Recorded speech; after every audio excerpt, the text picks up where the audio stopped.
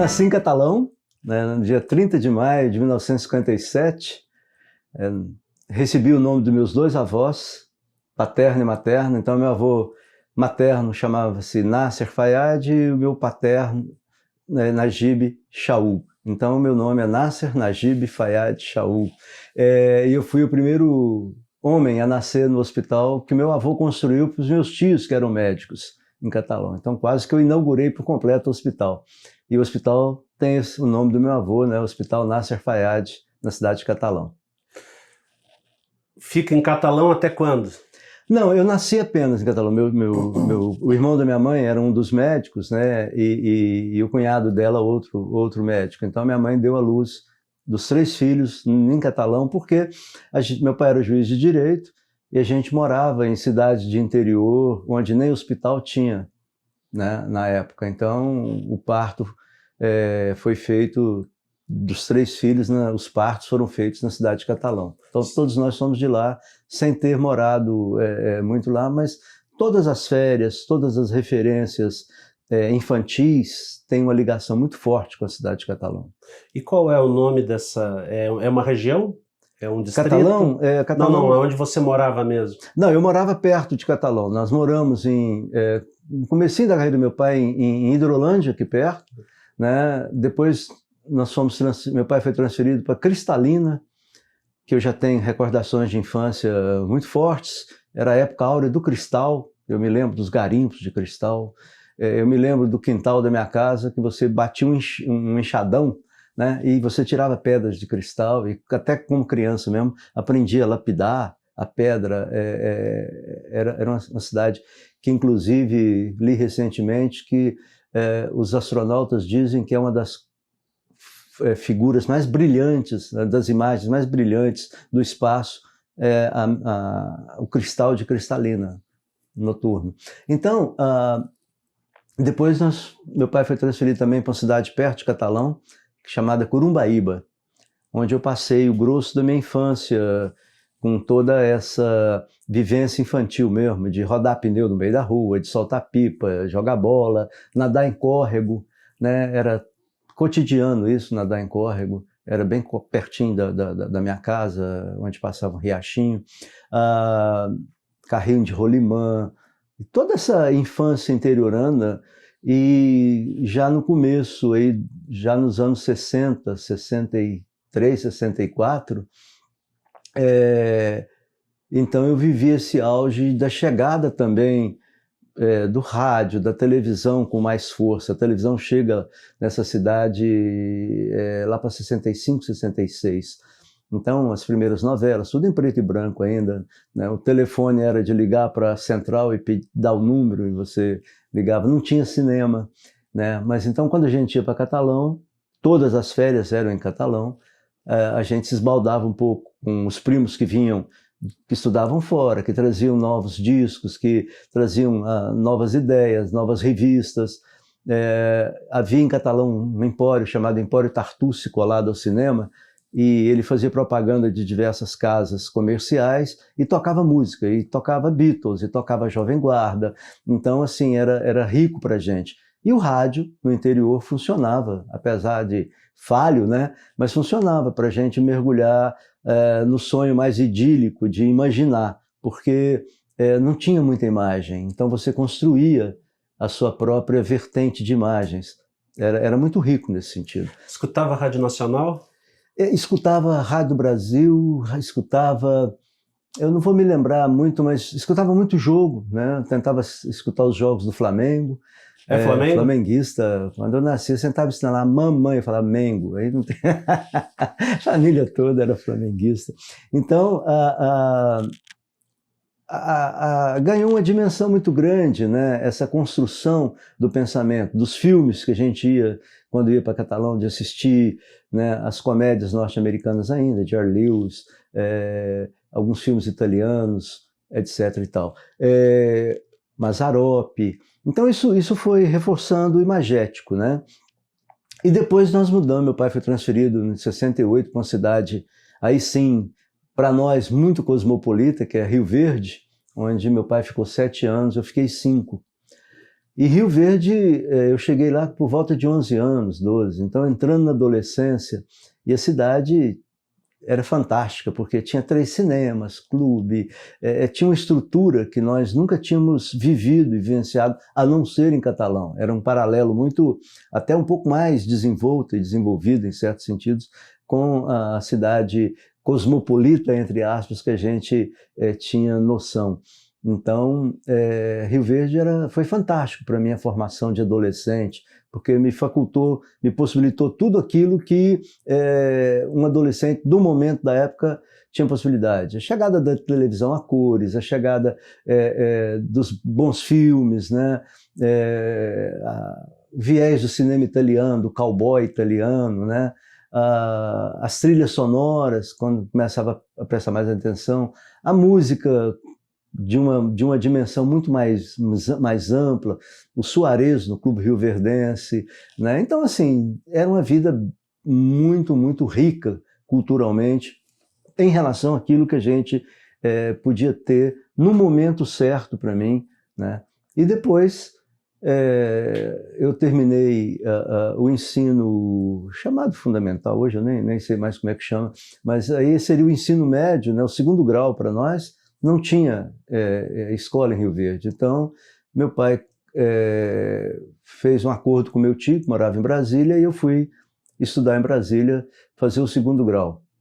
Aí é uma guinada, né? Aí é uma guinada, porque você chega na capital do país, no auge dos anos 70, né? E aí você bebe naquelas fontes todas, e o velho amigo Zenir Ventura, jornalista fantástico, o Zenir brincava muito com essa questão dos anos 70, né? Mas o TT Catalão, que foi com um amigo também que já faleceu, jornalista, com quem eu trabalhei um pouco em Brasília depois do final do governo, em 2007, 2008, o TT dizia o seguinte: quem viveu os anos 70 e lembra, não viveu os anos 70. Então, eu tenho algumas lembranças dos anos 70 em Brasília, mas período muito difícil, ditadura militar, a cultura muito censurada, os cursos paralelos que a gente podia fazer nas boas escolas. Eu estudei em boas escolas em Brasília e tudo.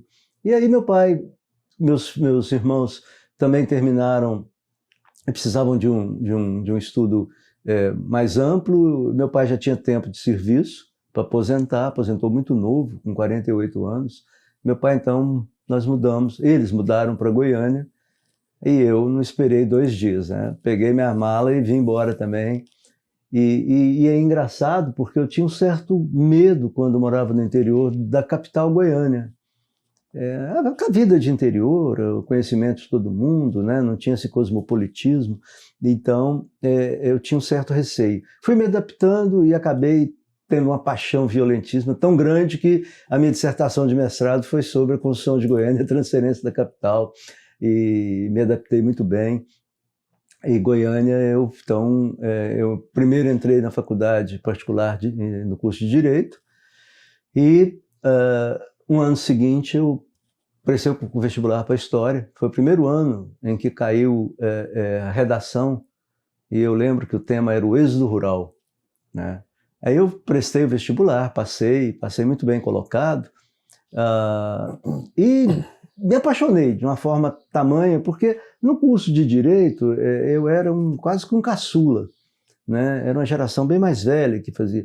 Quando eu entro de manhã no ICHL, o antigo ICHL, o Instituto de Ciências Humanas e Letras, era a minha geração. Então aquela vivência, aquela vida, aquele confronto com o regime militar, coisa que no direito era muito afinado, digamos assim, na época e tal. Então, assim, eu me apaixonei de tal forma, logo virei monitor de História do Brasil e sedimentei mesmo na minha cabeça que era aquilo que eu queria fazer.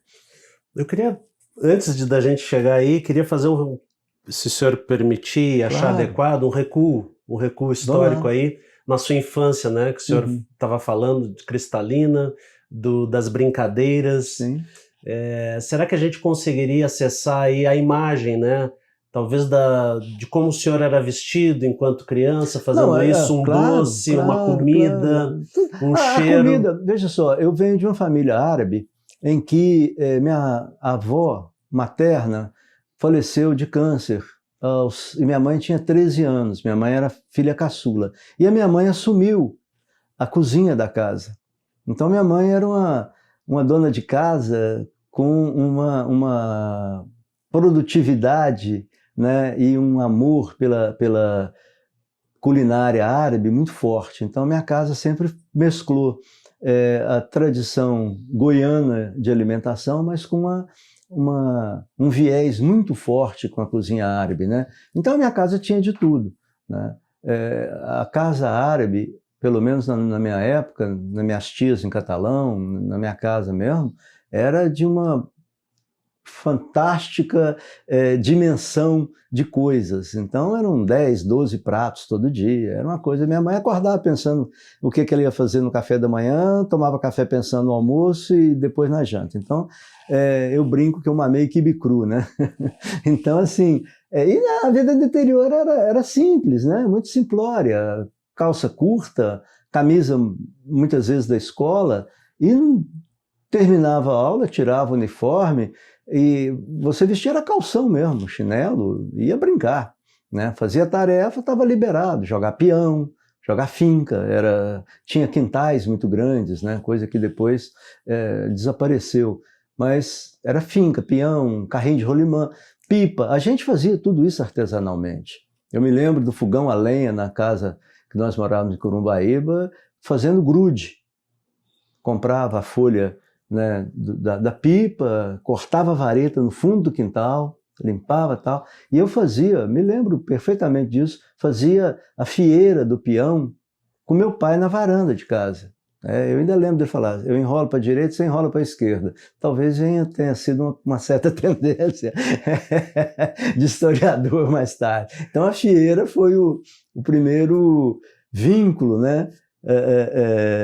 Nesse sentido aí de ter uma lembrança fixa da infância. Então era muita bolinha de gude que a gente chamava de biloca, né? Não sei se é comum hoje ainda, mas a bolinha de gude era caixa de sapato antiga, cheia de bolinha, e ela era mais valiosa quanto mais nova estivesse, menos lascada e tal, né? Jogar bola no meio da rua, como eu te falei, nadar em córrego. Córrego era sem roupa, né? Geralmente as lavadeiras logo abaixo ficavam bravos com a gente, mas era tudo criança, então tinha uma fazenda colada praticamente na cidade. Eu me lembro da dona da fazenda, Dona Ica, e a gente passava pela fazenda, abria a porteira, atravessava e ia para o córrego. E no meio do caminho tinha plantações de pequenas melancias, que a gente já levava algumas e punha na água para refrescar e tal, e depois já lanchava ali mesmo. Então, era uma vida de olhar muito para o céu, que não tinha indústria, não tinha nada, então eram céus fabulosos. Eu só fui ver esse céu do interior muitos anos depois no Jalapão, né? A tamanha luminosidade celeste. Então, assim, era a vida interiorana, não tinha escola pela manhã, né, brincadeira, tarefa e brincadeira à tarde, e à noite uma televisão até certa hora, porque em Corumbaíba mesmo, pelo menos que eu me lembro assim, no começo da nossa estada lá, a luz desligava às 10 da noite. E era muito fraquinha, então não dava para também querer muito, né? Então a televisão chegou, a gente já estava quase mudando para Rio Verde. Ela vinha, inclusive, do Triângulo Mineiro, para ser vendida lá. Então, assim, era muita brincadeira. Quintal grande, né? O quintal permitia você a idealizar cenários, a idealizar brincadeiras, né? Mesmo que fosse, como muitas vezes foi para mim, solitário, né? Eu inventava. Outra coisa que era muito marcante e que eu trazia sempre braçadas de Catalão eram os gibis. Então eu fui formado a leitura com gibis, né? Bill Kidd, Super-Homem, Irmãos de Lança, Tarzan, Batman. Então toda essa gama dos quadrinhos norte-americanos que chegaram com muita veemência nos anos 60 no país, Então, em Catalão, a gente levava todo sábado para o matinê abraçada de gibi, que era valioso pela conservação da capa, e trocava, né, com as crianças que estavam ali e depois ia ler. Então, eu tive uma formação de leitura muito forte com o gibi. Só mais tarde, meu pai comprou uma coleção dos Irmãos Grimm, e eu peguei o gosto pela leitura e tudo, e somava muito essa coisa dos Irmãos Grimm com as histórias infantis e criava também um imaginário rico, né? Então, o interior, é lógico, não é mais como hoje, né? Mas o interior era muito rico nesse sentido de te dar um sedimento cultural. E pescar também, pescava muito. Era outra coisa que eu fazia, e andar de bicicleta. Eram coisas assim, contemporâneas da época, né? Em que pese a sua predileção, ou talvez caracterização de brincar muito sozinho, tem algum amigo que o senhor lembra? Tenho vários. Tenho um dos filhos de uma pessoa que trabalhava comigo, João, que era mais velho que eu. A gente gostava muito de caçar também, né? Na época, caçar não tinha esse sentido ecológico que tem hoje, né? Caçar passarinho, de pegar frutas nos quintais, nos matos e tudo. Muita manga, muita goiaba, muita jabuticaba, né? Tenho 2 Gilbertos em Corumbaíba, que eu me lembro muito bem, que eram o Gilbertinho e o Gilberto, que eram colegas de grupo. Quem mais? Absalão, que eu me lembro, que morava quase em frente. Tem tantos, eu me recordo de muita gente. E sobre os seus pais, poderia comentar um pouquinho a respeito? Claro, meus pais eram filhos caçulas de cada 7 irmãos, né, de famílias grandes, que muitos morreram, né? Sobraram 7 em média de cada um, eles eram os caçulas, então eles pegaram menos influência idiomática. Minha mãe falava um pouco do árabe, entendia um pouco, meu pai não. Então, assim, se conheceram, meu pai era promotor na cidade de Goiás e foi transferido para Catalão, conheceu minha mãe. Meu avô materno era uma pessoa muito poderosa na cidade, ele veio do Líbano com 19 anos, era construtor de obras e fez fortuna em Catalão, né? A casa nossa em Catalão, da família, era uma referência imensa na principal rua, toda trabalhada internamente por um italiano que havia fugido da guerra, apaixonado por uma mulher de Catalão. Meu avô aproveitou para ele decorar os tetos, as paredes, mármore. Meu avô era potencialmente, foi dono de central elétrica na cidade. Então, assim, eles se casaram, meu pai fez concurso para juiz e foi transferido. Então, minha mãe saiu de um palacete para uma casinha no interior, né, com todo amor e carinho. Devo ter sido produzido em Hidrolândia, né, e fui nascer depois em Catalão, e a infância, primeiras memórias de infância eram de Cristalina mesmo. Tem alguma história de como que eles se conheceram? Não sei assim, mas deve ter sido dentro dessas relações interfamiliares, né, fez amizade com como meu pai era do meio jurídico e meu tio também, um dos meus tios, um era médico, o outro advogado, eu acredito que tenha sido apresentado, né, por essa correlação de promotor, juiz com advogado, etc. Talvez tenha sido por aí. Mas tem fotos aqui do casamento deles. Depois, se a gente puder, claro, conseguir essas fotos para colocar no seu arquivo. Tem no celular aqui, eu mando para você. Muito bem. E aí, sobre a UFG, tem esse período em Brasília que o senhor relatou recentemente, mas e dessa década de 70, né, a efervescência cultural, as complexidades, as contradições desta geração, né? Sim. Qual seria o que se diz hoje, a vibe daquela geração que viveu 70? Olha, a vibe era da contestação, né? Era uma vibe da contestação dentro do limite possível numa cidade como Brasília, né? Havia um viés cultural muito grande, porque eu fiz teatro, eu fiz curso de fotografia, depois tentei pensar que poderia fazer medicina por conta do hospital com o nome do meu avô e muitos médicos na família. Fiz um curso de enfermagem que eu odiei, não era minha praia mesmo. Eu morei 1 ano e meio com tios, depois mudei para uma república com mais 5 colegas, todos de catalão. Então foi um período também muito rico de aprendizado, de troca de experiências, né? Muito cinema, muita leitura, festivais que ainda existiam nos anos 70 ainda, festivais, mas principalmente nos anos 60, que me ajudou muito na minha formação musical, né? Eu peguei todos os grandes festivais, com os grandes nomes que até hoje estão aí, né? Como Chico Caetano, Gil, Milton, Edu Lobo, eu me lembro de surgir tudo isso aí, né? Então, assim, Brasília foi um golpe de Estado na minha cabeça, no sentido assim de que mudou muito minha forma de pensar, fez um corte epistemológico, vamos chamar assim, né, com a minha vida interiorana, né? E de Brasília para Goiânia a correlação ampliou, porque quando eu chego em Goiânia em 75, 76, 75, eu comecei a me enfronhar no meio musical, até por coisas assim que eu nunca pensava em ter esse vínculo, entendeu? Eu escrevia alguns poemas e tudo, e um dia eu frequentava muito um bar onde um cantor, eu conhecia todo o repertório dele, todo, menos uma música, que eu passei a gostar muito, portanto que eu ia, finais de semana. E um dia, interpelando ele na saída do bar, comentei isso com ele, ele falou, não, é minha. Eu falei, você compõe? Compõe. Eu escrevo. Um troço assim, meio na hora ali da madrugada.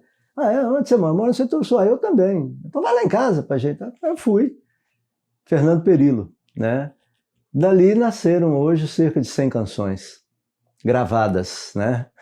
Das mais de 300 que eu tenho. Então eu comecei ali a me interessar, a vincular o meu prazer e minha quase ortodoxia com a música, de tanto ouvir, de tanto cultivar, como uma forma de fazer, né, essa atividade cultural.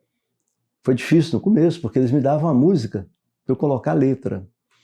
90% ainda é assim, né? Eu componho a letra em cima das músicas. Às vezes eu faço sem letra e dou entre os 10, 15 parceiros que eu tenho aí hoje, dou para quem parece mais com aquela temática, né? Mas eu trouxe todas as capitais e os interiores para dentro dessa concepção e para dentro da história também, como profissão. Agora, porque são várias características da sua formação, né? Sim. Da área jurídica, da área de história, da produção cultural, musical. Bom, depois a gente vai chegar lá na gestão, né?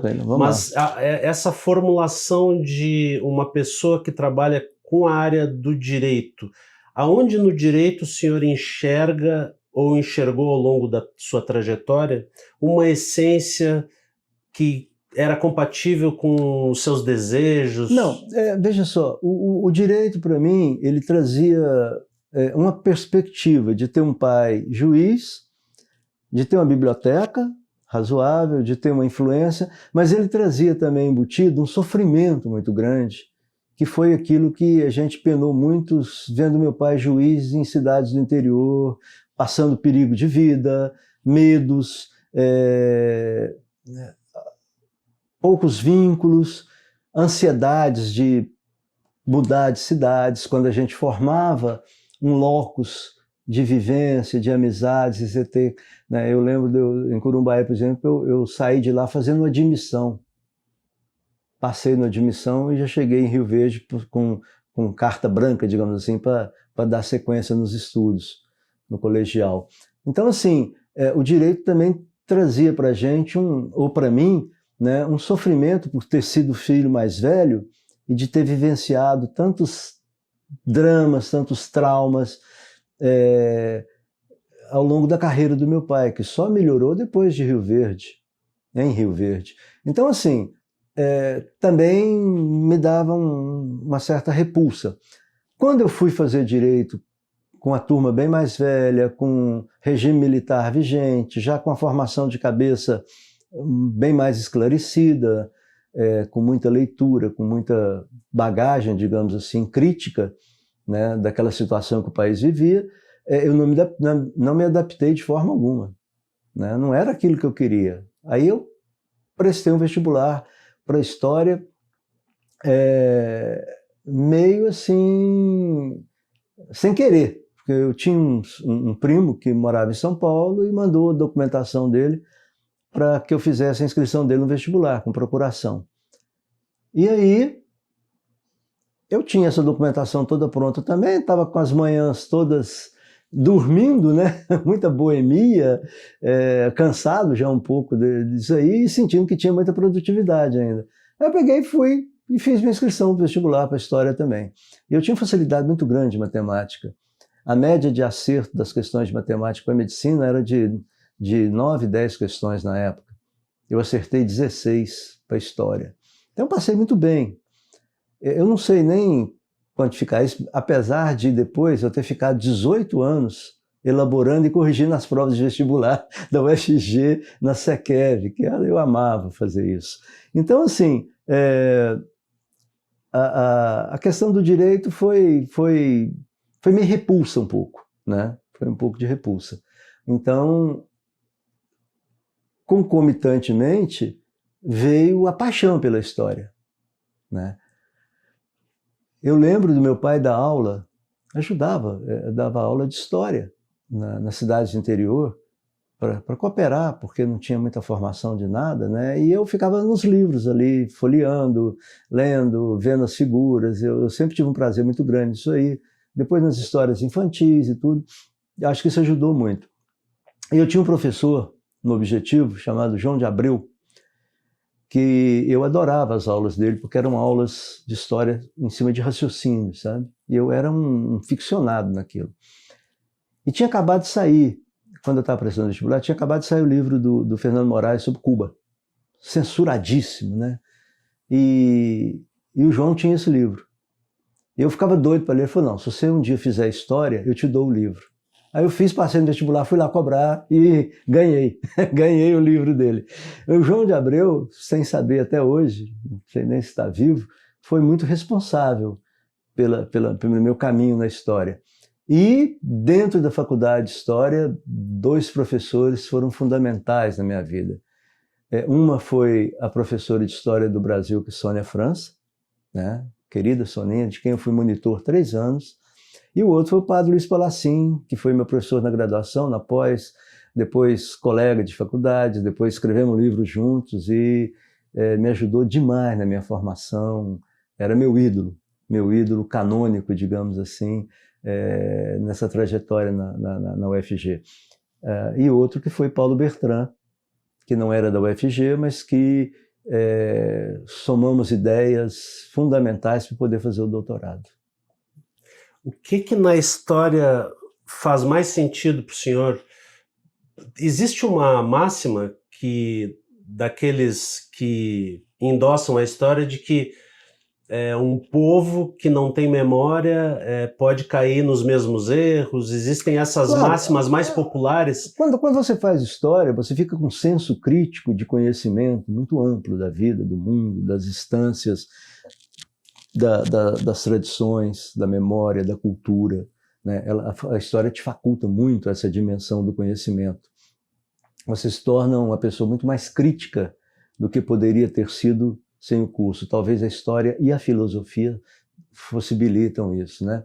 E como eu tive uma formação no final dos anos 70, eu entrei em 78 na faculdade de História, ainda não era faculdade, era o departamento de História, e depois como professor, chefe de departamento, coordenador de pós-graduação, depois eu coordenei toda a pós-graduação junto com o professor José Luiz no reitorado da Milca, professora Milca, e a história me deu essa bagagem administrativa, como professor, como pesquisador, né? Então ela possibilita esse conhecimento, você não cometer os mesmos erros por conhecimento dos problemas gerados, né? ela possibilita você pensar um futuro menos complexo por conhecer o passado, né? Ou menos ruim, digamos assim, né? Por conhecer o passado. A história te dá essa ponte. A história é uma ponte, né? Então, e hoje mais ainda, com a ajuda e a conflagração assim, das várias dimensões do conhecimento humano, né? Da filosofia, da antropologia, da sociologia, das ciências políticas, né? Do próprio direito. Então, ela soma muito essas bagagens e te dá uma possibilidade de conhecimento que eu acho que ajuda muito, como me ajudou a fazer um doutorado e depois utilizar perspectivas desse doutorado como administrador na área da cultura do Estado de Goiás. Será que a gente poderia relembrar o tema, alguns detalhes da sua produção doutoral, de mestrado também, e quem sabe graduação? Quais eram os temas? Na graduação eu tive uma paixão muito forte pela história do Brasil, né? Depois eu me tornei professor titular em História do Brasil República, em 98. A formação que eu tive com a professora Sônia França foi muito boa para mim, o conhecimento da história do Brasil, que eu já tinha uma bagagem boa por leituras, por jornais proibidos, inclusive nos anos 70, né, Movimento, entre outros, que não estou lembrando aqui agora. Mas, assim, a sedimentação no processo de história do Brasil sempre um viés dentro de todo o contexto histórico. Quando eu entrei muito como professor substituto, no começo, no regime militar, não facultava a gente Ficamos 10 anos sem poder fazer um concurso, ficamos mais de 10 anos sem poder liberar ninguém para fazer um doutorado, né? Só nos anos 90 isso foi possível. Barçanufo puxou a fila e depois eu fui. Mas a história do Brasil, eu comecei como substituto em cursos paralelos, né? Aqueles que ninguém queria. Né? Então a gente dava aula para o jornalismo, dava aula para cursos livres, etc. e tal. Eu dei, durante o período do reitorado do Joel, eu dei aula, eram 6 aulas por semana, cedo e à noite, de história antiga e medieval. Era terrível, porque não era a minha área de conhecimento mais prazerosa, vamos chamar assim, né? Mas estudava e tudo e fazia o possível. Aí depois eu tive a possibilidade de ser professor de história. Era primeiro Brasil Colônia, depois República, no qual eu me fixei e fiz a carreira acadêmica dentro dessa perspectiva. Fiz em 83, em 81 eu entrei no mestrado, defendi a dissertação em 83 sobre a construção de Goiânia e a transferência da capital. No começo eu queria fazer sobre Brasília, sobre a construção de Brasília, mas o leque era muito amplo de abertura com países, com estados, etc. e tal. O cosmopolitismo de Brasília não dava tempo para uma dissertação de mestrado. Aí eu fiz a dissertação de mestrado sobre Goiânia, aprofundei em Goiânia, a transferência da capital, numa época que não tinha quase nenhum livro crítico sobre Goiânia. Hoje tem assim, uma produção muito grande, não só na história, como nas ciências políticas e principalmente na arquitetura, né? Então, saiu meu livro em 87, a primeira edição foi em 87, em 88 nós publicamos uma história política de Catalão, uma pesquisa eu, o professor Juarez Barbosa, que tinha sido meu professor e colega depois, e o padre Palacim. Pesquisamos durante 2 anos e fizemos um livro foi editado pelo FG sobre história política de Catalão. Está tudo esgotado, né? Depois eu coordenei alguns livros, tem tudo ali, sobre coronelismo em Goiás, sobre identidade, paisagem e tradição, mas na área cultural também como coordenador. E em 90 eu coordenava a especialização, era o professor Sérgio Paulo. O professor Ricardo Bufasso foi eleito reitor, e o Sérgio vice dele. Então o Sérgio Paulo, né, de saudosa memória, também pediu que eu substituísse ele na graduação, e ele tinha sido aluno do doutorado na USP, feito muitas correlações acadêmicas ali. Estavam vindo 2 professores da USP e um de Franca, Alberto Ágio, que depois ficou meu grande amigo, eu fui da banca de professor titular dele na Unesp de Franca. E vieram desses dois, Maria Lígia Coelho Prado, que foi minha professora no doutorado depois, amiga do Sérgio, e Maria Helena Capelato, que tinha escrito um livro com a Maria Lígia, que era amiga dela e veio também dar um curso de especialização. E eu fiquei muito amigo de Maria Helena, porque eu coordenava a especialização, buscava, levava, conversava, dava toda assistência ali. E Maria Helena então falou, olha, o que você escreve sobre... Eu falei, não, eu estou pensando aqui futuramente um doutorado sobre Estado Novo. Eu falei, você não quer ser meu aluno, não? Eu adoraria, né? A USP, eu vou ter minha primeira turma de doutorado na USP ano que vem, era 91. Eu falei, quero muito. Fui, fiz os trâmites burocráticos normais, as entrevistas, etc. e tal, e fui para a USP. E comecei a fazer os cursos, né? A Maria Helena trabalhava o peronismo, Vargas e o México também, na livre docência dela. Então, o Estado Novo tinha a ver e tal. Ao longo dos cursos, eu fui mudando um pouco o tema, fui alterando, e começou com muita leitura, com muito curso, com muita ida para São Paulo de ônibus, na Nacional Expresso, né? A bolsa da CAPES muito reduzida, tudo muito difícil. Estava tendo meu segundo filho já, então era muito complicado toda a produção de um doutoramento. Minha mãe faleceu no começo do meu doutorado, então foi um baque muito grande, familiar, e eu tive que dar muita assistência também. Eu me lembro de eu ir daqui para São Paulo lendo. Às vezes não dava tempo de preparar as leituras para os cursos, né? Parava no Trevão, eu tomava meio copo de café com guaraná em pó e chegava até São Paulo, pegava o metrô da rodoviária, descia no Paraíso, na Estação Paraíso, pegava um ônibus e ia para a USP. E era o dia todo. Depois pegava essa volta aí, ainda voltava de ônibus para Goiânia. Muito difícil, mas muito rico, né? E eu comecei então, nas leituras, a perceber que havia um triângulo muito pré-estabelecido de entender a história de Goiás na mineração como um período de decadência, de entender a Primeira República em Goiás como uma noção de atraso, e de, inclusive eu, ver os anos 30 em diante Goiânia como a modernidade. Era quase que um senso comum. E me deparei com a palestra e com um texto do Paulo Bertrand, A Memória Consútil e a Goianidade, que foi assim a chave para mim, que me fez dar uma guinada em tudo. Falei, eu vou questionar isso aqui, eu vou questionar esse triângulo, né? Inclusive vou me refazer, né? Vou me conflituar, né? na final. Então eu comecei a questionar a visão dos viajantes europeus, que eles construíram e como foi absorvido isso, na ideia de decadência.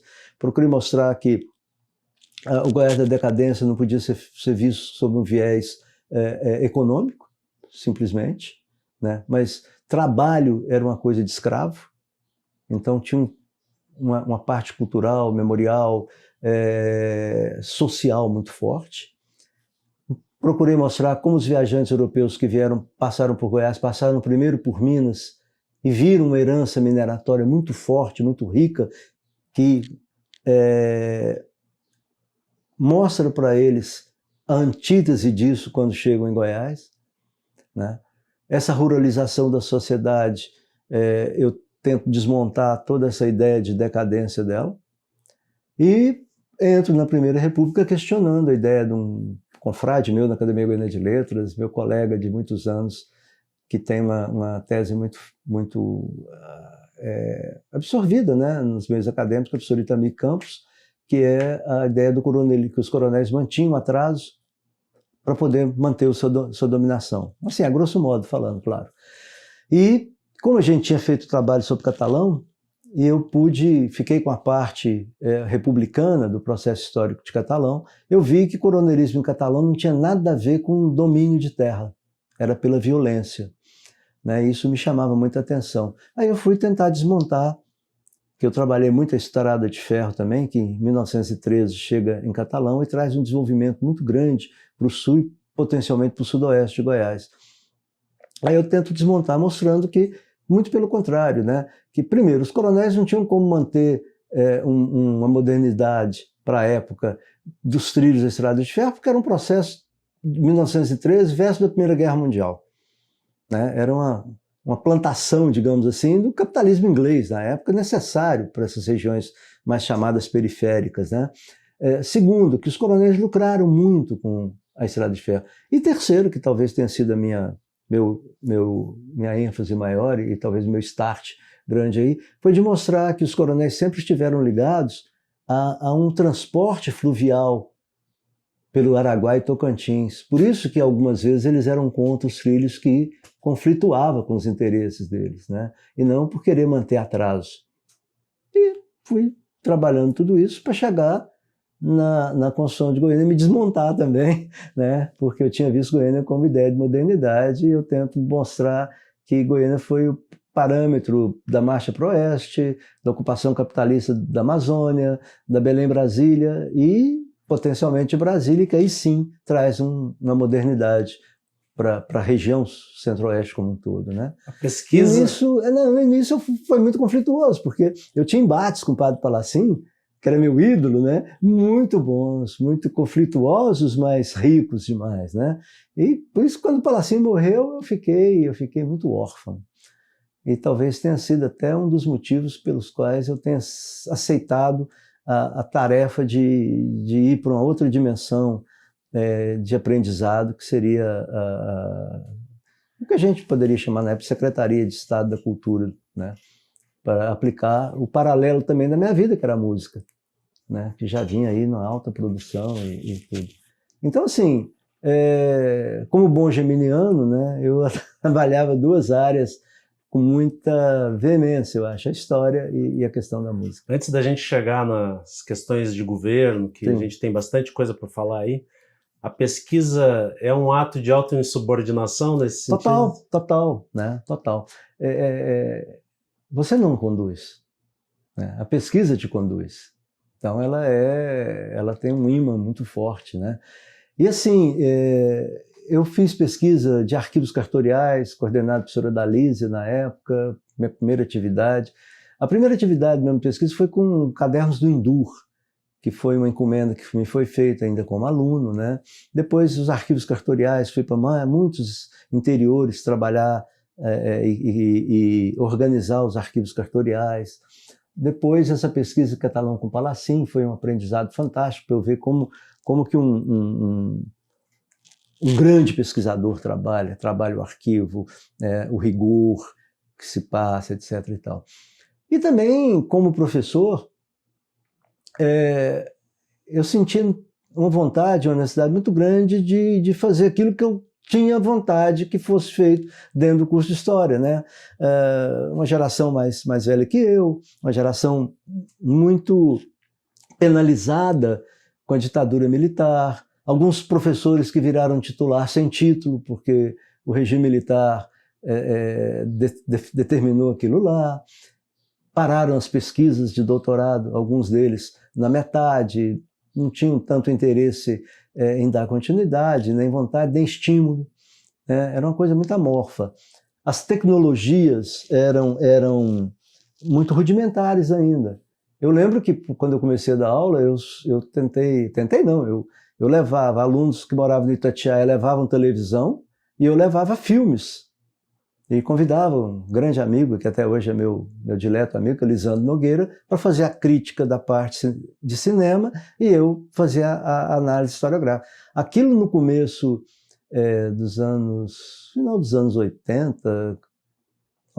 final dos anos 80, era visto com muita criticidade pelos meus colegas. Né? Aquilo era anti-rigor, não sei o quê, não tinha um viés acadêmico mais definido. Quando eu voltei do doutorado, acho que eu era o que menos usava o videocassete, os filmes. Já tinha salas especiais com televisão, com vídeo, etc. e tal, que é muito bom. Procurava inventar muito. Cursos, passava para a parte prática, eu não lembro mais, metodologia do trabalho intelectual, acho que é um tal de MTI que tinha na época que me deram isso aí para fazer. E eu punha os alunos, então, para ir para a rua, da teoria, da parte prática da rua, fazer os trabalhos acadêmicos, entendeu? Então o aluno ia, sei lá, para uma zona, pesquisar a vida em loco da prostituta, e depois pegava o conceito e a análise acadêmica e fazia um paralelo. Eu procurei inventar um pouco, né? Fui feliz em algumas coisas, não tanto em outras, mas procurava dar uma coisa que eu acho que é muito minha, que é da criatividade em cima daquilo que eu pego. Eu fazia isso muito no vestibular, nas questões de vestibular. Sabe? Eu criava muitos textos legais, pegava os livros que eram selecionados para literatura e lia para ver o que tinha de história e fazia questões em cima. Eu me lembro de uma questão na SEQEV, que é a Comissão Especial do Concurso Vestibular, eu não lembro mais que ano, eram os 45 anos da bomba atômica. Eu elaborei um texto, e como a gente reunia todo mundo, todas as áreas ali na mesma sala, esse texto meu foi aproveitado pela matemática, que elaborou uma questão sobre, pela física, que elaborou uma questão específica, pela biologia, pela química, e pela literatura, e nós usamos na história e na geohistória. O mesmo texto caiu em 6 ou 7 questões na prova, logicamente com as suas áreas, né? Pegava muita letra de música, elaborava questão sobre, então procurava dar uma criatividade diferenciada, né? De coisas que eu sentia prazer em fazer, que eu tinha facilidade em fazer e que eu achava inovadoras. Sobre a sala de aula, na época que o senhor começou a dar aula, quais eram os instrumentos, como é que era a visualidade, as carteiras? Era nada, era aquele caos caótico mesmo, de sucateamento, que o departamento tinha uma bagunça danada. Quando eu virei chefe do departamento, eu tive que ir lá para a área de computação para tentar dar uma organizada. Aluno, nota, matéria que falta, aquela coisa, era muito complexo. E como professor no começo era muito sofrido, porque muitos colegas se tornaram meus alunos. Havia uma facilidade por eu ter sido monitor e a professora Sônia me facultava, às vezes, cobri-la numa outra coisa e ajudá-la nas tarefas de aula, nas correções, etc. Então já tinha uma certa aceitação, né? Mas o começo é muito difícil. Porque, primeiro, você não tem experiência didática acadêmica ainda, né? Você está maturando aquilo. Segundo, porque eram disciplinas que você tinha que estudar mais do que já tinha estudado para poder dar uma boa aula. Terceiro, de ter aceitabilidade como uma pessoa nova, né? Imatura ali pelos alunos. Aos poucos você vai se firmando, vai criando, vai inovando em algumas coisas e vai se estruturando ali dentro, né? Como é que era a dinâmica de aula? A dinâmica de aula sempre foi quadro negro, giz, leitura de textos, aula oral mesmo, né? De explicação, 1 hora e tanto de saliva, né? Trabalhos, né? De pesquisa.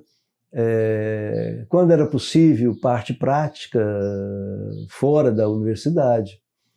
Quando era possível, literatura. Eu me lembro muito de aprender com o Palacinho. O Palacinho, no primeiro dia de aula na História Contemporânea, dentro da sala de aula, o Palacinho gostava muito de dar mapa em branco da Europa, da Ásia, da África, e pôr a gente para decorar os países, porque a gente não sabia geografia, não sabia mesmo, né? E um dia, primeiro dia de aula, ele entrou e perguntou para a turma quais eram os 3 maiores escritores do mundo. Aí, quase ninguém, né? Quem que tinha? Aí ele falou, na opinião dele, era Kafka, Proust e Joyce. E aí deu um livro de cada um, para alguns lerem e depois explanarem. Eu achei aquilo maravilhoso, fiquei com o processo do Kafka. Né? Então, assim, isso é para a história contemporânea. Eu falei, pô, esse cara inova, né? Olha, ele está trazendo a literatura para explicar a história. E comecei a vislumbrar também essa possibilidade de trazer um romance, de trazer uma literatura goiana para certos períodos. Porque, na realidade, o grande problema que eu sentia como professor é que nos currículos das disciplinas de história, a cultura era o último item e era geralmente aquele que não dava tempo de ser dado. O semestre acabava e você não chegava naquele tópico, entendeu? Então eu procurei fazer o quê? Eu procurei embutir esse conteúdo ao longo do curso, na medida do possível, sabe? Isso ajudou muito os alunos a gostarem das coisas que muitas vezes já tinham uma certa simpatia, como teatro, como dança, como música, né? A literatura em si, e me ajudava também a sair um pouco daquela redoma pré-definida das coisas, sabe? Então acho que foi legal nesse ponto. Foi sofrido no começo, muito sofrido. Eu me lembro porque no começo da minha carreira eu dava aula na Federal, na Católica, no Rudar, foi um grupo que nós, professores da universidade, fundamos, de 2º grau, com 20 alunos, sem nunca falar a palavra vestibular, com outra dimensão do conhecimento, e os 20 passaram em vestibular do Brasil todo, sem nunca ter falado a palavra vestibular. Até peça de teatro a gente encenava com eles. Então, assim, éramos quase todos professores universitários. Eu dava aula no IFTEG, que é o Instituto de Filosofia e Teologia, que era ligado à Católica, não sei se é mais, fiquei lá 6 anos. Desorientei muito padre da carreira, né? E me tornei muito amigo de outros tantos, alguns políticos hoje e tal. Então, assim, eu dormia 4 horas por noite e fazia o mestrado. Então, assim, era muito estafante. Como a juventude ajudava, né, aos 20 e poucos anos, menos de 30, aí eu dava conta. Aí, aos poucos, eu fui lapidando, até me tornar professor em dedicação exclusiva, né? Que foi fundamental para mim, para poder pesquisar, para poder arrumar bolsa, para poder dar outros voos, né? Inclusive de sair para o doutoramento. E a sua participação na gestão da universidade, como é que ela se deu? Foi ampla. Não, que ano foi? Foi tudo. Desde 88, por aí, 89, eu já... primeiro eu fui 2 vezes chefe de departamento. Como chefe de departamento, você participa das câmaras de graduação. Me vinculei à comissão de vestibular, quase 18 anos praticamente. Então tinha também um outro lastro administrativo. Depois eu fui coordenador da especialização e coordenador do mestrado em História. Ajudei a montar a estrutura das chamadas linhas de pesquisa, que foram fundamentais, porque era história das sociedades agrárias só. Era um negócio meio confuso. Estabelecemos no começo 3 linhas. Depois participei ativamente da montagem do doutorado, que nós conseguimos depois, foi uma batalha fantástica. Dei aula para mestrado, dei aula para doutorado. E como coordenador de mestrado, eu participava também das câmaras de pós-graduação. Em 98, a professora Milka foi eleita. E eu apoiei a Raquel, que era opositora. E por uma dessas maravilhas da universidade, né, a professora Milka me convidou para ser o coordenador geral da pós-graduação do reitorado dela, tendo o professor José Luiz como... como é que se chama hoje? É pró-reitor? Pró-reitor, José Luiz. E aí fui coordenar os mestrados. Montamos vários mestrados que não existiam, sedimentamos outros, criamos alguns doutorados, como do Direito, um mestrado da odonto-bucomaxilar, da Faculdade de Odontologia e tudo. E em 98 Marconi ganha o governo e me convida para ser secretário de Cultura. Era, na realidade, o título era de presidente da Fundação Cultural Pedro Ludovico, depois virou agência. Ainda não era secretaria. E aí foi lá no gabinete, fizemos uma reunião com a professora Milka, ela concordou e eu fui para o governo. E fiquei quase 20 anos nessa área aí, tendo voltado por 1 ano em 2007.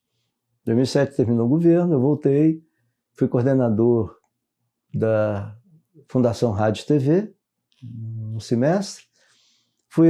Auxiliei, fiz parte da equipe do professor Anselmo Pessoa Neto na Pró-Reitoria de Cultura, Extensão e Cultura, e dava um curso para graduação, um curso geral para várias áreas. Eu abri um curso de História de Goiás, que há muitos anos não tinha, abri 60 vagas, deu 160 candidatos. Aí eu tive que selecionar para o currículo, e o meu filho, que fazia jornalismo, foi meu aluno. Meu filho mais velho. Raquel, que tu fala é... Raquel Teixeira. Raquel Teixeira, que hoje... Foi secretária de Educação e está no Rio Grande do Sul hoje. Hoje é secretária, né? Secretária lá. E aí, dei um curso sobre sertão e música com a professora Maria Amélia Alencar, minha grande colega, no doutorado de História, que foi muito bom também. Aí o Marconi me convidou para ir para o Senado. Eu fui. E ficaram 20 anos. Fiquei até 2011. Ele foi eleito governador de novo. Eu fui coordenar a parte de cultura lá no Centro Cultural Oscar Niemeyer, que tinha sido gestado na minha gestão anterior na GEPEL. Como é que foi esse encontro com o Marconi? Como é que se estabeleceu essa relação? Tem uma história de vida muito, muito próximas, né? O meu primeiro parceiro musical, Fernando Pirillo, Marconi, com 14 anos, saiu de Palmeiras e foi morar na casa dele. Então, a relação musical tinha participação dele em quase tudo que a gente fazia. Eu, ele, Floriano, Zanulfo Cordeiro, Floriano Gomes, que depois foi desembargador e foi, antes disso, chefe da Casa Civil do governo do Marconi, velho amigo. Então, assim, o Marconi cresceu muito com a gente. Cresceu nos vendo, cresceu bebendo nas fontes culturais que a gente reverberava ali nas conversas, etc. e tal. Depois nos casamos, tivemos filhos e fomos morar no mesmo prédio. E um dia no elevador eu fiz uma sugestão para ele, que era dar um título de cidadão goianiense para o Palacim, o goiano para o Palacim. E ele pediu para fazer os trâmites ali, eu fiz. Ele era senador? Ele era deputado estadual. E aí o Palacim ficou muito feliz, porque, se não me falha a memória, talvez tenha sido a única representação, não, mas a única participação política titular, né, uma referência que alguém deu a ele ao longo da vida acadêmica dele, talvez. Então ele teve o título. Ele veio para cá em 57, poxa, mais do que merecido, né? Por tudo que ele representou e representa ainda. Então, assim, Marconi foi o autor dessa titularidade. Depois ele foi candidato ao governo, ele mudou de prédio, eu fiquei no mesmo. Que prédio era? Onde é que era? Era o edifício Caiene, na Rua 2, no setor oeste. Eu morava no 501 e ele no 701.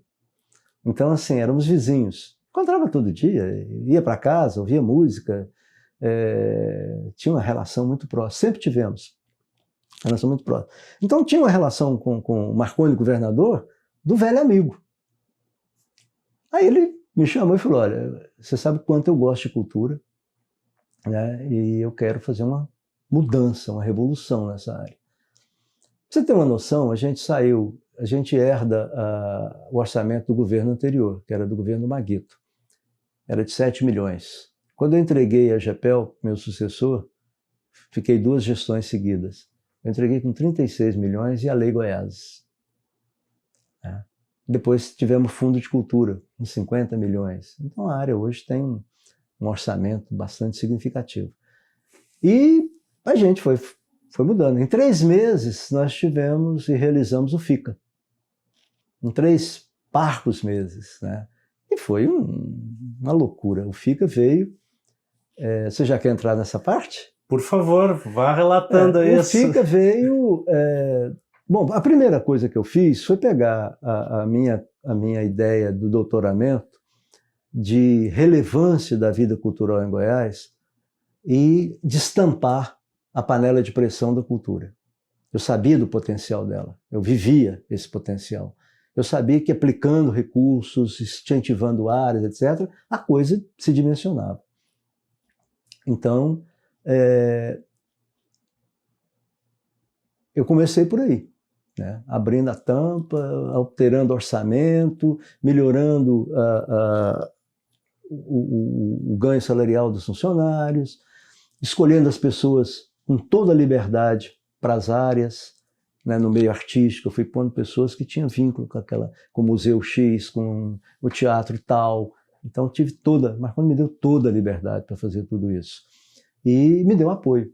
Eu passei a primeira gestão de governo sem ter não dele. E olha que eu levei muita coisa. Ele ainda brincava, chegava a reunião de governo e falava assim, o Chaú não me pede nada, tá precisando pedir alguma coisa, ironicamente, né? A coisa andou bem. E aí veio uma pessoa que depois se tornou um grande amigo, que infelizmente já faleceu, que tinha participado, não sei se júri ou não, do festival Cine Eco, na Serra da Estrela, em Portugal, que eu considero o pai do FICA, né? E ele veio da Serra da Estrela com essa ideia e trouxe essa ideia para o Luiz Felipe, que era secretário de comunicação. Levaram essa ideia para mim, eu levei para o governador, montamos um clipezinho, né, do viés de cinema, cultura e meio ambiente, mostramos para o governador, ele deslumbrou na hora. Ligou para a CELG, mandou a CELG fazer um apoio financeiro na época, e eu contei com uma sorte muito grande, que era ter o João Batista de Andrade, grande cineasta, fazendo Tronco, gravando Tronco, filmando Tronco em Goiás, em Pelinópolis e tal, e habitando aqui em Goiânia. Aí convidei o João, lógico, para participar. A carteirinha velha do João lá, com telefone do coordenador de cinema ambiental da Alemanha, traz. Não sei quem, da Folha de São Paulo, traz. E aí fizemos o primeiro FICA junto com a agência ambiental. Ano 1999. Tivemos 3 meses para fazer.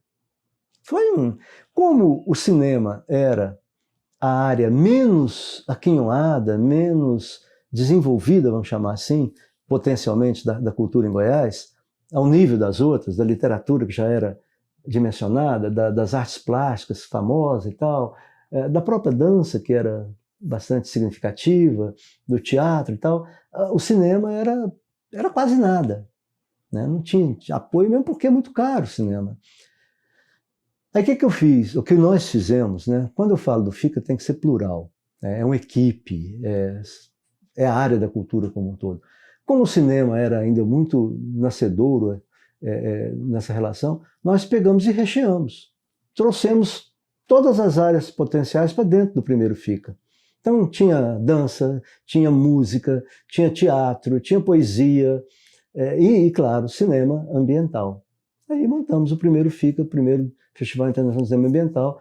Eu lembro do Zanin, não lembro o primeiro nome do Zanin, mas que era um crítico da Folha do Estadão, se não me engano, era de Estadão ainda na época, acho que hoje ele está na Folha. O Zanin então veio, ficou o tempo todo, fez uma crítica muito positiva do FICA. Foi conturbado, óbvio, os egos, né, de algumas partes da coordenação muito aflorados, etc. e tal, mas veio o diretor do cinema ambiental, do Festival de Cinema de Berlim, ficou fascinado com a natureza de Goiás, queria subir na árvore para pegar arara, tomou umas 500 caipirinhas, ficou alucinado. Por quê? Aí a gente estava montando junto com o IFAM, com o Ministério da Cultura, que era o VEFOR, que tinha sido meu professor no doutorado da USP, era ministro do Fernando Henrique. Tinha o Fernando Henrique, que era do mesmo partido do Marconi. A cidade de Goiás, que tinha um comitê para a cidade de Goiás, encampado pela saudosa Brasilete Caiado, e tinha uma emenda parlamentar já aprovada do ex-deputado Aldo Arantes, de 200 mil, para montar o dossiê. Aí nós startamos o dossiê com o Marco Antônio Galvão, que é a esposa dele, é um grande arquiteto, né? Fantástico, Marco Antônio Galvão, e o Marco, então, lá na GEPEL, foi montando o dossiê para a candidatura. O FICA vem nesse momento. Aí eu tive o start, falei, bom, se eu for fazer um estudo de potencialidade, a cidade de Goiás vai ser a cidade menos possível de receber um festival internacional grande. Mas, por outro lado, ela está culturalmente efetivada, preservada. Tem uma natureza belíssima, porque eu conhecia muito bem Goiás, eu pesquisei muito em Goiás, né, no gabinete literário, nos arquivos da cidade e tal, para minha tese minha dissertação de mestrado. Tinha um vínculo muito forte com a cidade já também. E aí sugeri o Marconi, que tinha um vínculo muito forte com Pirenópolis, né? Falei, Marconi, mas olha o seguinte, o dossiê, né, que está sendo preparado para a candidatura, o FICA vem reforçar esse dossiê. E ele entendeu bem isso aí, apoiou. Fizemos o primeiro FICA, foi um grande sucesso, inclusive internacionalmente falando, teve uma reverberação boa, que a gente trouxe coordenadores de outros festivais. Eu não sei se o Lauro Antônio, que era do Cine Eco, veio nessa edição, ou veio na segunda, não lembro bem. Mas eu sei que, a partir daí, o segundo, um ano era orçamento da AGEPEL, o outro ano era da Agência Ambiental durante os 4 primeiros anos. Aí, no segundo governo Marconi, nós puxamos tudo para a cultura, porque era festival de cultura, meio com viés no meio ambiente, não um festival ambiental da área e tal. Convencemos o governador. Eu já tinha o Washington Novaes como coordenador da área ambiental, fantástico. Lisandro Nogueira, né, tem um conhecimento fantástico de cinema, e aí montamos uma equipe bem estruturada. No segundo FICA já fizemos um show com Gilberto Gil e Egberto Gismonti. Resultado disso é que a cidade não tinha nem pipoca para comprar no final do dia, é uma loucura. Aí fizemos todo um trabalho. Marcelo Safo dirigia a agência de turismo, fez todo um trabalho de prospecção e de aprimoramento do atendimento, treinando o pessoal, trazendo para Goiânia o pessoal, os donos de pousadas, restaurantes, para fazerem curso, para aprimorar tudo isso. Fizemos um convênio com a UFG de ceder a área de linguística para fazer o acompanhamento das pessoas de nível internacional que não falavam português, nem nada. Um ano eu fiz convênio com a FUNAP, para coordenar o FICA. Outro ano, Caroeira, se não me engano, da Católica. Convenci muito, porque a cidade de Goiás é o seguinte, ela não tinha provimento, não tinha como você pagar um restaurante, porque eles não tinham nota fiscal. Então, ao longo do tempo, nós fizemos, como é que eu diria, estimulamos a criação de uma sociedade lá, de uma entidade que conglomerava os bares, restaurantes e hotéis, uma associação. A gente pagava essa associação, ela distribuía os recursos depois, para poder... Fui no Tribunal de Contas do Estado, doutor Dairel, convenci ele, mostrei para ele que a cidade não tinha provimento. Então ele me autorizou a fazer a dar uns cheques, né? Eu não lembro como é que a gente chamava isso aí, um adiantamento. Eu pegava um talão de cheque, ia para a cidade de Goiás, muito antes do FICA, e pagava metade para todo mundo, de bar, restaurante, pousada, que ia servir ao FICA, para eles terem grana para comprar as coisas, né? E depois prestava contas de tudo isso com o tribunal, foi tranquilo. Isso aqui dava isso aqui, ó, de processo do FICA, porque eram diversas áreas. A FUNAP foi que ano, o senhor lembra? Rapaz, não lembro, mas talvez tenha sido o terceiro FICA. Deve ter sido o terceiro FICA. Porque hoje a universidade voltou a ser uma co-realizadora. Sim, hoje está co-realizadora. Através da RTVE que o senhor esteve lá. Então eu tive bastante por ali. Então, assim, o FICA foi no começo quase um milagre e depois se tornou um evento, né, um festival que estimulou demais a feitura do cinema, porque a gente pagava prêmios dentro dos prêmios altos que a gente pagava, específicos para o cinema goiano, com o vínculo deles fazerem um novo filme para o próximo FICA. Então tinha essa obrigatoriedade e tal, estimulava muito. Cursos de cinema, também estimulados pelo FICA, foram criados na cidade de Goiás, na própria UFG, salvo engano,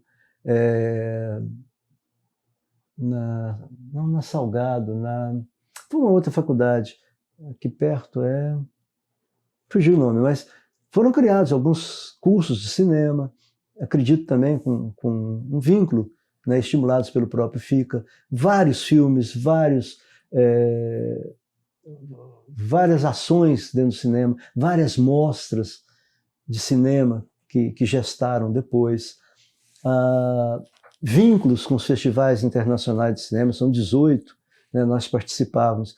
No quarto FICA, em 2004, eu fui à Ceia, na Serra da Estrela, convidada por eles, assinei um termo de geminação entre a cidade de Goiás e a cidade de Ceia, na Serra da Estrela, através dos 2 festivais ambientais. Depois voltei lá, fui júri uma vez, e em 2018 fui presidente do júri internacional deles. Trouxe várias vezes os coordenadores daquele festival para ser júri do FICA. Fiz laços muito estreitos com André Trigueiro, da Globo News, que foi num ano muito difícil, não lembro se foi 2003 ou 2004, em que Arbestos, um filme sobre o amianto, ganhou o FICA.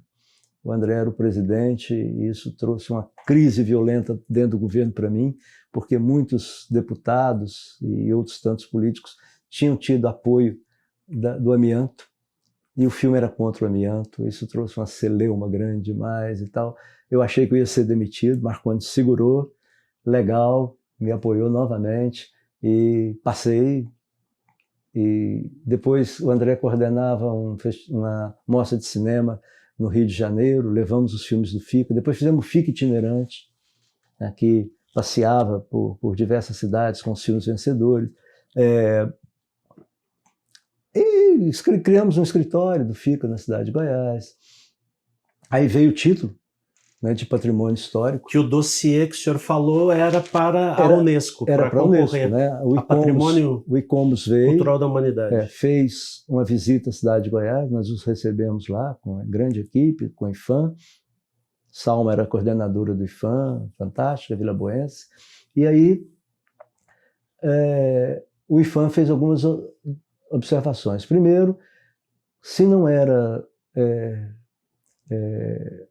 novamente existente uma candidatura de uma cidade colonial, vamos chamar assim, com as já existentes em Minas, Ouro Preto, salvo engano, Tiradentes, Mariana e tal. Aí foi contratado um arquiteto, que me foge o nome, um senhor que já faleceu, que ele fez então a defesa, mostrando que a arquitetura da cidade de Goiás é única, ela é uma arquitetura vernacular, que não tem em outras regiões, papapá. E eu pude mostrar as diferenças da história de Goiás com a história de Minas. E aí o dossiê levamos o dossiê para o ministro Vefor em Brasília, eu, Tiató, Brasilete, Marleninha, Paulo Bertrand, muita gente da cidade de Goiás, do governo e tal, entregamos para o Vefor e foi para a Unesco. E Marconi me delegou a ida a Paris para o julgamento do título. E lá vou eu, primeira vez que eu saí do país. Estava ali acompanhando alguém? Não, se estava alguém em comigo. Paris, Em Paris estava o Carlos Peixoto, que era do cerimonial do governo. E aí fomos, e aí no julgamento do título, na sede da Unesco, aquela Babel do mundo ali, e vem cidade, de repente começa a passar os slides da cidade de Goiás. E as duas áreas, né? Eu olhei aquilo e pensei comigo, pô, será que esse povo sabe onde é que fica Goiás, né? No mundo? E tal. Foi aprovado, comemoramos violentamente. Eu liguei para o palácio, era 6 da manhã aqui, acho que 10 horas lá. Liguei, não sei se de um orelhão. Eu sei que o ajudante de ordem não queria acordar o governador. Eu falei, se você não acordar, você vai ser demitido amanhã. Ele está esperando, eu estou em Paris, expliquei. Ele foi lá, acordou, dei a notícia para o Marconi, vibrou violentamente. Tinha tido uma vigília lá em Goiás, na igreja. Aí comunicamos com Goiás, foi a maior festa do mundo. E eu fiquei com essa frase na cabeça, né? E eu fiquei num hotelzinho antigo, na rua Montabô. O hotel chamava também Montabô. Tinha um bar irlandês em frente, que se tomava aquela cervejona em pé, e um restaurante chinês do lado, eu me lembro bem disso. Aí fui no Louvre, era verão, ficava estarrecido, porque 10h30 da noite tinha sol, né? Estava acostumado com isso. E eu estou no hotel, no dia seguinte, ou nesse mesmo dia, no mesmo dia. Aí toca o telefone do hotel, a recepcionista me passa, aí eu atendo, tá o Marconi lá. Olha o que você está perdendo, e foguete, e música, e aquela farra. Eles estavam lá em Goiás, numa passeata e tal. E eu sozinho lá no hotel, né? Sozinho lá no hotel. Eu sentei e fiz uma letra de músicas, chamada Goiás Sempre no Coração, que começa justamente com essa pergunta. Você sabe onde fica Goiás? Não. Aí eu trabalho toda a cidade de Goiás. Mandei um parceiro, até por fax, João Caetano. E o João não tem hábito de musicar letra. 90% ele me dá a música, tem umas 60 músicas juntos, me dá a música, põe a letra. Esqueci daquilo. Um dia, uns meses depois, toco o telefone, eu atendo. Era o João, estava aqui visitando a mãe, mora no Rio, médico e empresário, dono do Arquivo Contemporâneo, que é uma loja de imóveis de grife hoje, famosa aí no mundo todo. E aí eu vou lá na casa da Dona Quita, que é a mãe dele, ele pega e põe o CD.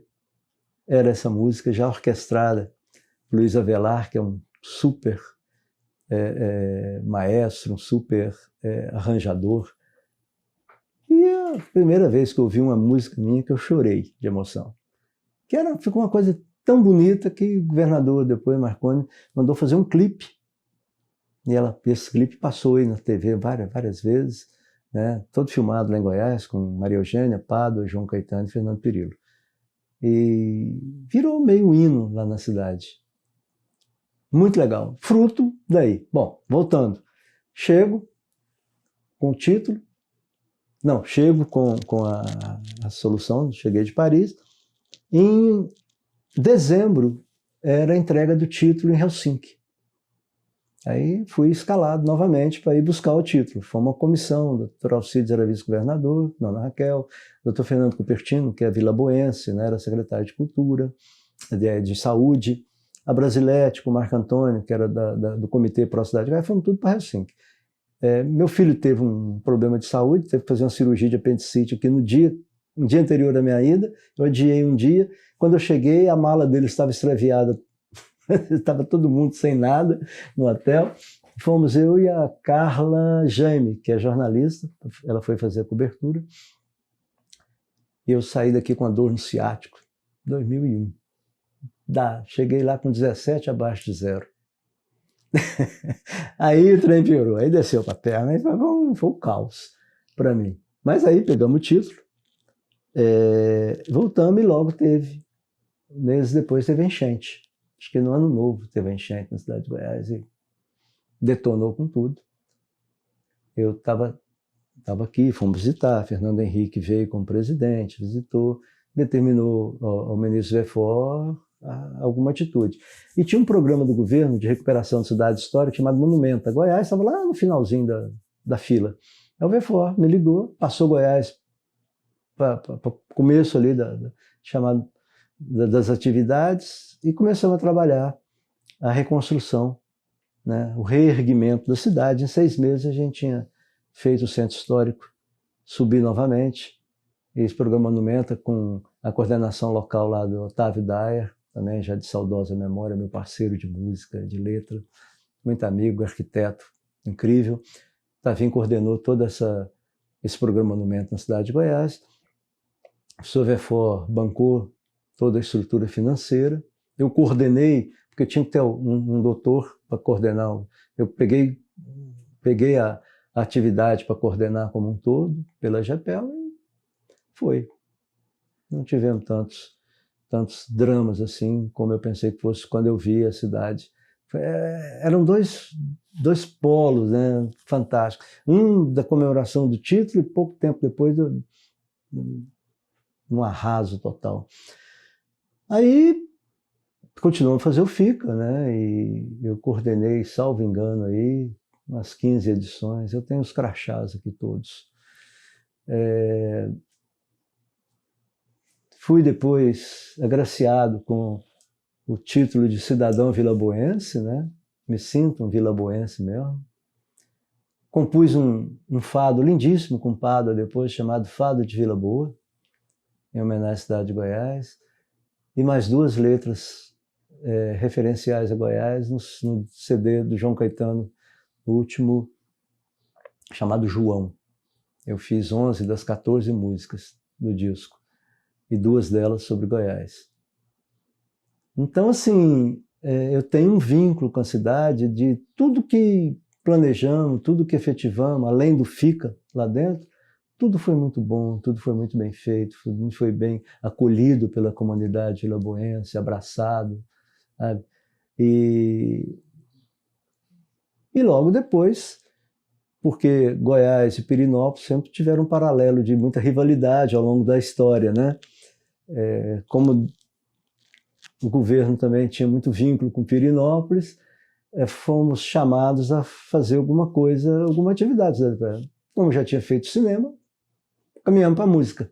E aí vem o Canto da Primavera. O Canto da Primavera, maravilhoso. Eu tinha uma equipe com Fernando Pirillo, coordenava as atividades culturais, Eduardo Moraes coordenava a ação cultural, maestro, meu parceiro em Saudade Brejeira também, já de saudosa memória, Aguinaldo, colega da universidade da área de artes visuais, coordenava a parte de patrimônio histórico. Então essa equipe fantástica, né, encampou o Canto da Primavera e criamos uma mostra, não era um festival, porque não tinha prêmio, mas criamos uma mostra de música nacional fantástica, trazíamos oficinas para dar cursos para os músicos daqui, de Pirenópolis, do estado como um todo, lá dentro. Né? Vinha Wagner Tiso, vinha Hermeto Pascoal, Francis Haime, tudo coordenando oficinas, vinham músicos de cada área, de bateria, de percussão, né? Bateria de guitarra, disso aqui, tudo especializados, dando curso ao longo da mostra, shows memoráveis que eram feitos ali. A cidade tinha uma ebulição, né? E a gente pegava um fluxo de música sertaneja até erudita, contemplando todas as áreas. E foi fantástico, né? Eu fiquei 14 anos, creio eu, coordenando o Canto da Primavera, até o último que eu me lembro, 2018. E sempre muito, muito legal e tudo. Aí havia uma certa crítica de estar privilegiando só as cidades históricas. Né? Então, criamos em Porangatu a Temporada Nacional de Teatro de Porangatu, Tempo, a 400 quilômetros daqui. Eu tinha um colega de atividades culturais que trabalhava comigo na GEPEL, que é Mauri de Castro, que é um ator fantástico, diretor, poeta. E Mauri começou então pediu licença para ir para Palmas para dar um curso de teatro. Eu liberei e de Palmas ele foi para Porangatu e ministrou oficinas. E lá foi criado, através do trabalho dele, um grupo de teatro chamado acho que é Trem de Doido. Trem de Doido. Trem de Doido, né? O Trem de Doido. Isso fomentou um amor pelo teatro na região. Aí levamos o tempo para lá. Aí foi fantástico, porque eu adorava, porque o FICA me estafava, né? O FICA ficava uma semana para recuperar. O Canto da Primavera também era muito pesado. E o tempo era mais brando, a gente ficava uma semana, 10 dias em Porangatu, suave e secava umas 20 vezes por dia, né? Com muito calor, mas farmava uma tenda, tinha um teatro pequeno, mas muito bonitinho, um centro cultural muito bonito, e era muito gostoso de fazer. A cidade aclamava aquilo com intensidade muito grande, e levamos muitas atividades boas, muitas oficinas. Sempre tivemos a preocupação no FICA, no Canto da Primavera e no Tempo do viés pedagógico, de criar oficinas, de ministrar cursos com grandes atores, com grandes diretores que nós levamos para lá também, com grandes músicos, com grandes cineastas. O FICA, se você pega o histórico de oficinas do FICA, é um negócio escandaloso, o nível de cineastas, diretores, maquiadores, músicos da área de música de cinema, que vieram dar curso aqui. O número de diretores internacionais, né, que já vieram de Portugal, da Alemanha, do Camboja, da Espanha, do México. sabe? Então, assim, era uma gestação cultural que o Estado passou a ter com tudo isso, fora as atividades que realizávamos aqui, né? As festas folclóricas que a gente apoiava, com a candidatura da Cidade de Goiás a Patrimônio, muitas cidades do interior sentiram o valor dos seus espaços culturais. Então, só de igrejas na nossa gestão, foram mais de 40 igrejas restauradas, inúmeros centros culturais. Criamos o Niemeyer, que seria para nós o locus representativo de toda a dinâmica e potencialidade da cultura goiana, né? Um centro cultural em Catalão, Cavalhódromo em Pirinópolis, Centro Cultural de Palmeiras. Ieda Schmaltz coordenava a área de literatura, ela criou muitas e muitas e muitas edições de livros e concursos, né, de literatura. Foram mais de 240 livros editados. Fora livros inéditos que estavam esgotados, do Carmo Bernardes, por exemplo, que fizemos 2. Selvas, Bichos e Gente, que foi o primeiro. Então, assim, havia uma efervescência, chamaria assim, né, na vida cultural muito forte. Se você me perguntar o que foi o mais importante, para mim foi, em pouco tempo, a reverberação, a redimensionamento, o amor que o goiano passou a sentir por aquilo que ele sempre teve, mas não tinha tanta, talvez, noção ou tanta potencialidade. Goiás foi para Sapucaí, por exemplo, né? Nós fomos pela Caprichosa de Pilares, tema da Escola Caprichosa. Foi maravilhoso. Eu fui a primeira vez e única que eu fui, né, ver um desfile de escola de samba, e arrepiante, um hino maravilhoso. Então, assim, havia um potencial adormecido muito ligado à música de raiz, um pouco ao sertanejo e tal. A gente conseguiu dar um redimensionamento. Por que tudo isso? Eu acho que, fundamentalmente, primeiro, porque tem um governador que gostava de cultura. Marcondes sempre foi um ficcionado com cultura. Então, isso para ele era fundamental. Era uma das 5 áreas de reverberação das gestões dele. E com isso, então, as outras áreas mais potenciais financeiramente, né, como educação, como saúde, como segurança pública, elas se sentem estimuladas também, as grandes empresas, a Celg, a Saneago, a ajudar. Né? Outra coisa que ajudou muito o FICA, que eu me lembro agora, foi o programa de apoio à indústria, ao empresariado, eu não esqueci o nome agora, que a gente conseguiu pôr 1% desse valor específico para o FICA. Isso dava uma grana grande. E como nós éramos uma agência, nós também podíamos entrar na lei Rouanet.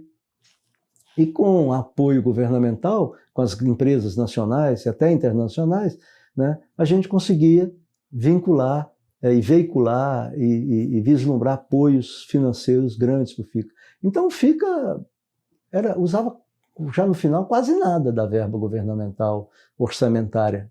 Né? Vinha o Lei Rouanet, o programa Produzir, que era o programa Produzir. Então, por esse estímulo do governo, né, que a gente também batalhava internamente, lógico, a gente conseguiu pôr um percentual aí específico para o FICA. Isso ajudou demais. Então, assim, eu me sinto muito realizado, né, como gestor, como participante da área cultural. Creio que a área me absorve também como alguém deles. Né? Me sinto muito feliz da universidade, são 10 livros publicados, dos quais acho que 9 são pela UFG, e um deles em parceria com a Católica. Por todo o aprendizado de mais de 30 anos como professor, como administrador, que foi o que me deu a base para poder fazer uma gestão na cultura, digamos assim, com muita presunção, mais eficiente. Mas foi a UFG que me deu essa estrutura. Foi aprendendo nas comissões, foi aprendendo nas pró-reitorias, foi aprendendo nas reuniões, nas chefias de departamento, do mestrado, etc., que me deu essa base administrativa para poder assumir uma dimensão que é coordenar a vida cultural de 246 municípios, né? Numa área tida como escanteada, vamos chamar assim, em governos anteriores, com a rara exceção, louva-se, do governo Santilo, que através do secretário Kleber Adorno deu à área a sua real dimensão na época, mas que depois não teve, na minha opinião, muita sequência, né? Veio a ter no governo do Marconi, onde eu vejo, historicamente falando, uma transição, como historiador falando, uma transição do Goiás agropecuário para o Goiás agroindustrial, em todas as dimensões sociopolítico-econômicas, na minha opinião. O senhor comentou que a área da cultura lhe vê e lhe absorve pela sua produção musical, pela sua produção literária. Eu sou da área. A criatividade que é necessária para uma música, para a fabricação de um livro, ela em que medida é empregada na gestão? E quais são os limites disso? Não, é quase total, porque tem momentos na sua vida administrativa ali que você tem que ser criativo para poder produzir aquilo, entendeu? Tem que estar um start. Esse start vem da criatividade, vem da equipe, né, que você coordena. A minha equipe sempre foi de pessoas ligadas intimamente à cultura. Nas artes plásticas, no teatro, na música, na dança. Minha equipe era de pessoas representativas dessas áreas. Do patrimônio. Eu sempre tive a graça e a gratidão de ter uma equipe coesa e ligada à área, ou às áreas necessárias. Então tudo isso vem, as ideias chegam, né, a criatividade chega. Fernando Perillo, por exemplo, criou o Canto da Primavera, da cabeça dele, né, bolou isso tudo aí. E nós, quanto equipe, ativamos, né? O Mauri nos deu esse potencial para fazer o tempo, essa base. Talvez sem nem sabia que viria uma temporada nacional de teatro na sequência disso. Mas estava lá, a semente plantada, entendeu? A debilidade do cinema em Goiás ajudou a fazer o FICA para potencializar a área. E realmente potencializou. Entendeu? Então, assim, bola, por exemplo, desde o primeiro FICA, eu tive, particularmente também, a preocupação em convidar artistas plásticos, né, que eu sou fascinado com artes plásticas, para criar a forma do FICA visual, a identidade visual do FICA, né? Tive preocupação de fazer o troféu, né, que está ali, troféu do FICA com capim cheiroso, com capim colonial lá do Tocantins. Dourado. Capim dourado. Capim cheiroso é uma música minha com o Giraúdes.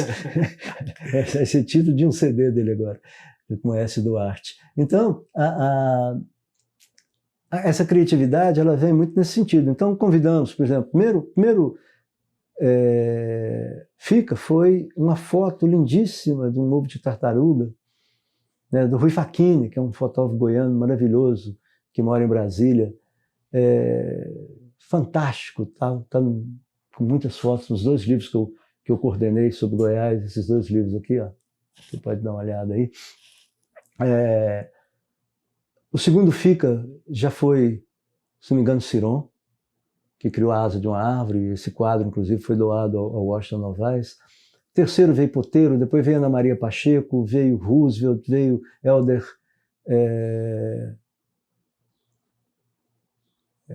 Nossa, eu estou com a memória. Helder Rocha Lima. Depois veio Mauri, né? Mauri Menezes. E aí, nos 3 últimos, a gente resolveu convidar a arte contemporânea, né? Então veio rodar, veio Pitágoras, veio Solar. Esses 3 foram os 3 últimos que eu coordenei, né? Então, assim, aí fazemos filmetos para abrir o FICA com as artes plásticas, fazer um cineminha visual ali e tal. Então, assim, criava muita coisa lá dentro do FICA. Convidava o Sebrae para montar espaços e oficinas. Vinculávamos muitas oficinas para crianças. Trazia criança para o cinema ambiental para fazer uma formação ambiental dessas mentalidades necessárias. Foi muita coisa, né? Foi muita coisa. Foram quase 20 anos, né? 15 anos, fundamentalmente, aí, diretos nessas produtividades. Então, acho que foi por aí. Vamos falar do presente e do futuro um pouquinho? Vamos lá. O projeto é o FG Memória e Relatos. Certo. O senhor vai figurar aí na segunda temporada, que vai ser lançado em 14 de dezembro de 2024, nos 64 anos da UFG. O que está passando pela cabeça do Chaú aí? O que tu tens trabalhado, te debruçado atualmente? Atualmente eu estou fazendo uma pesquisa para um novo livro, já está bem adiantado, chamado Sertão e Música, onde eu pego o conceito de sertão, trabalho ele histórica, sociológica e antropológica e geograficamente, e tento mostrar depois como a música tentou traduzir o sertão. O sertão, a concepção do sertão foi muito analisada, avaliada pelo litoral, vendo o sertão, querendo trazer o sertão para o litoral. Eu estou tentando mostrar como a música faz o caminho inverso, tenta levar o sertão para o litoral. E eu uso Goiânia como a sede dessa perspectiva de uma capital extremamente moderna, uma capital culturalmente no nascedouro, foi oficializado com o batismo cultural, uma capital em Art Deco, altamente planejada, moderníssima com relação ao seu passado, ou aquilo que ela conflituou, que é a cidade de Goiás, mas cravada no interior, que é Campinas. E Goiânia, então, sedimenta essas duas dimensões, o urbano com o rural, a tradição com a modernidade, o campo com a cidade, o litoral com o sertão. Tudo aqui. Aí eu estou tentando mostrar uma das razões dessa confluência que tem na sua base inicial a música caipira, como que com a Jovem Guarda e como com a MPB, na ressonância que elas tiveram na capital como Goiânia, juntaram esses dois vieses aí e fundamentaram aqui a música sertaneja. E a música sertaneja é, para mim, a junção da caipira com a MPB e a Jovem Guarda. Entendeu? Por isso várias principais duplas, né, são daqui, Leandro Leonardo, Zezé de Camargo e Luciano, Christian Ralph, tantas outras que vieram depois, né? E a UDR nasce em Goiânia. Né? Então, assim, essa sedimentação toda é parte ainda pensada, claro, estou chegando perto. Então, academicamente, eu ocupo a cadeira número 3 da Academia Goiana de Letras, com muito prazer, trabalho totalmente ali dentro também, em afazeres da academia, produzo muito textos para livros, muitos prefácios de livros, leio muito, pesquiso muito ainda, né, nessas raízes que eu trabalho nelas. E, musicalmente, da pandemia para cá, foram mais de 100 letras, com vários parceiros, mais de 100 letras, muitas gravadas. E ano passado eu tive a audácia, vamos chamar assim, né, de fazer 2 CDs virtuais, né, meus, com um chamado Goiás, com a minha produção mais relevante sobre a cidade, sobre Goiás, inclusive Saudade Brejeira, né, que talvez seja a minha música mais conhecida, que foi gravada pelo Marcelo Bá, tem 20 e tantas gravações, Caetano Veloso com Zezé de Camargo no filme Dois Filhos de Francisco, também gravaram e tal.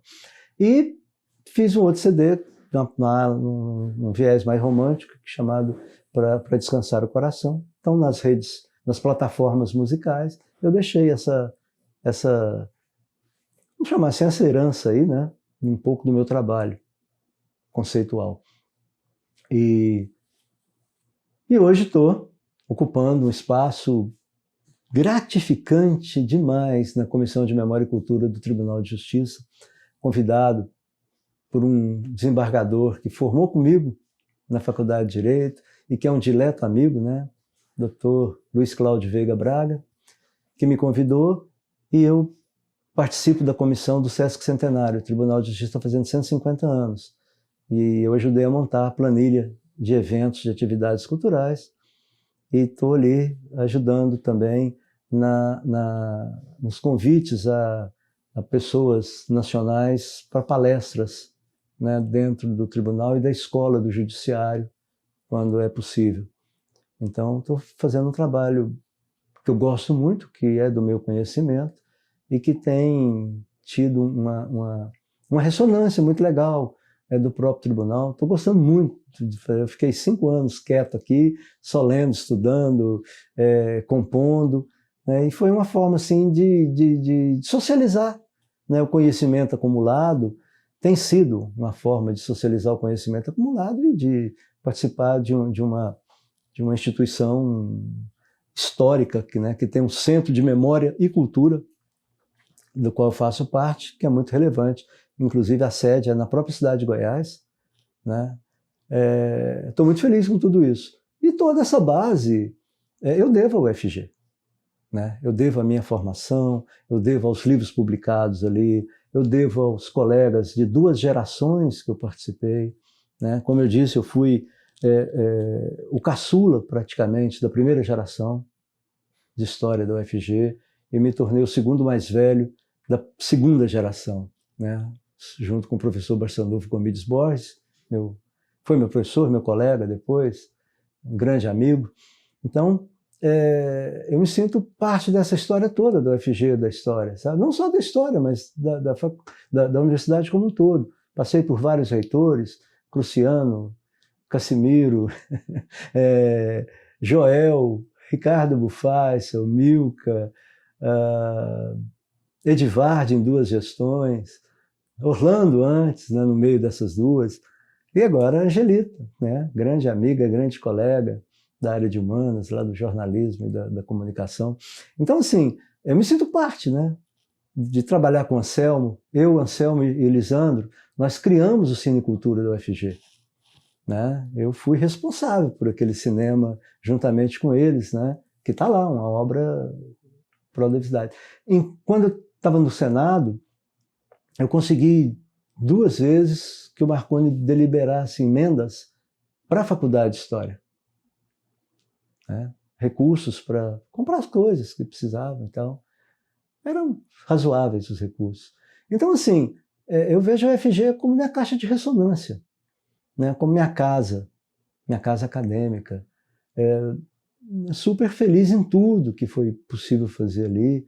Lógico, um percalço ou outro, você não passa 30 anos sem ter alguns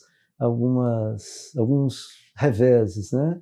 Tive também, muito pouco em relação a tudo que eu pude realizar, tudo que eu pude usufruir, né, da UFG em termos de ensino, pesquisa, extensão, né?